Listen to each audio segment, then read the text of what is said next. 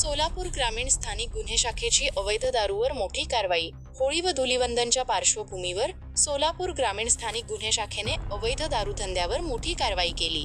मुळेगाव, तांडा, गुळवंची, कामती आणि जवळा तालुका सांगोला परिसरात छापे टाकून एकूण 7 केसेस दाखल करण्यात आल्या. या कारवाईत 7800 लिटर गुळमिश्रित रसायन, 58 लिटर हातपट्टी दारू, 25 लिटर शेंदी आणि 141 देशी दारूच्या बाटल्या असा एकूण 3,87,020 रुपयांचा मुद्देमाल जप्त करण्यात आला असून 11 आरोपींविरुद्ध दारूबंदी कायद्यानुसार गुन्हे दाखल करण्यात आले आहेत. ही कारवाई पोलीस अधीक्षक अतुल कुलकर्णी यांच्या मार्गदर्शनाखाली स्थानिक गुन्हे शाखेचे पोलीस निरीक्षक संजय जगताप यांच्या नेतृत्वाखालील पथकाने केली.